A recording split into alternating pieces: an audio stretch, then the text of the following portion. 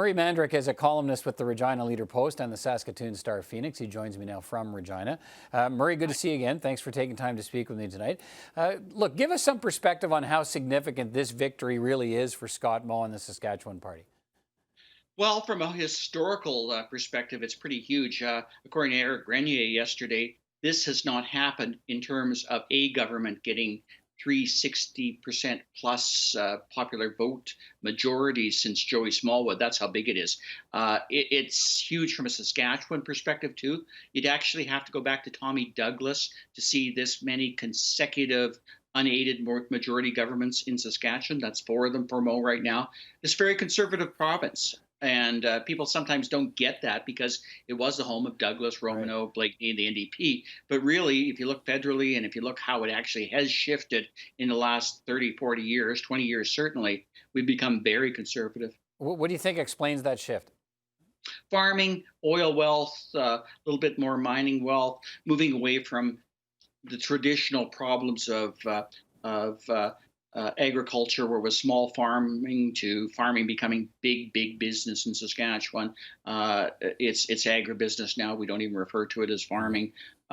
Certainly, the nature, the really resource-based nature of Saskatchewan. All those things tend to contribute to what has been somewhat of a gradual shift. You have to remember here, it was more gradual because the NDP of yesterday were considerably more conservative maybe than the NDP of today. Right. We'll come to some of that in a moment. Saskatchewan, look, it's faced many of the same pandemic challenges that other provinces are facing. Is it too simplistic to say, look, Scott Moe was rewarded for his response to the COVID-19 pandemic, or do these results tell a much deeper story?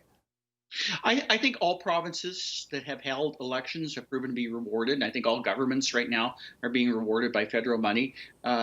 Scott Moe and the Sask Party are just particularly more unappreciative of it. The first thing after the election, they went after Trudeau and the carbon tax, once again signifying the bad relationship between Ottawa and Saskatchewan that is bad, but is made worse by the way they handle it and by the way they kind of use it for political gain, which they did once again last night.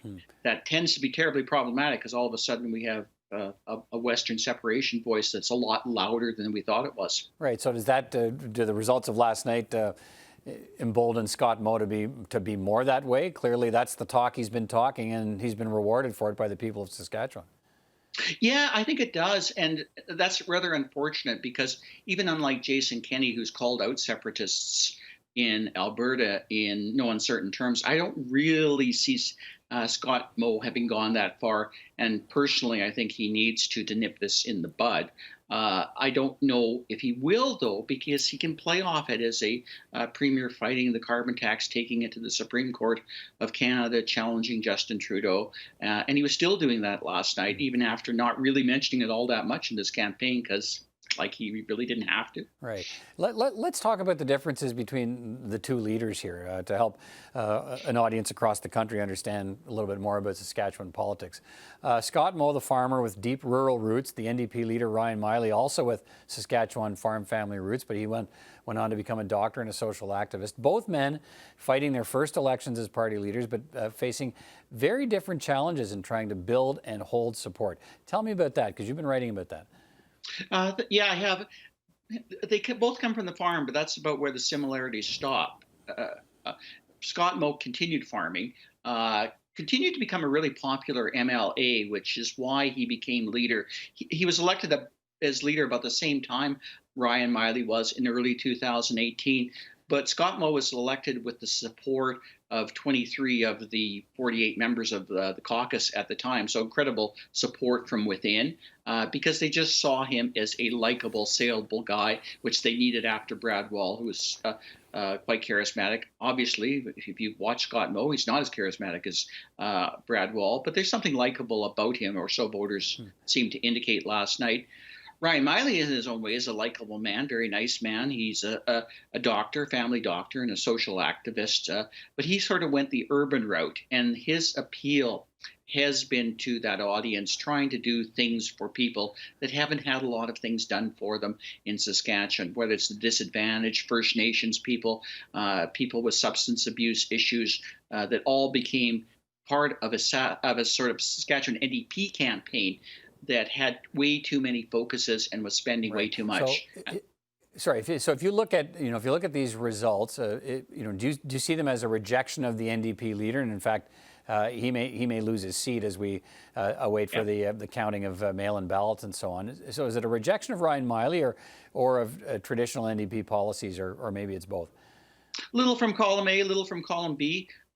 It's one of those situations where Ryan Miley takes the NDP a little further in the direction that the rest of Saskatchewan doesn't want to see their opposition party go, I would argue.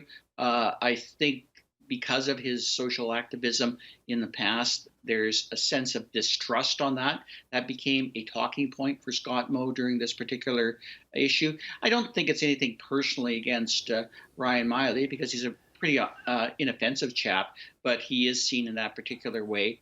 And even more problematic is that the NDP have been on a 40-year march away from power in this province, and this is just the latest steps in that long march. And right now, they're kind of edging up to the edge of the cliff. All right, Murray Mandryk, good to get your perspective. Thanks for this conversation today. We'll talk again. Thanks for inviting me.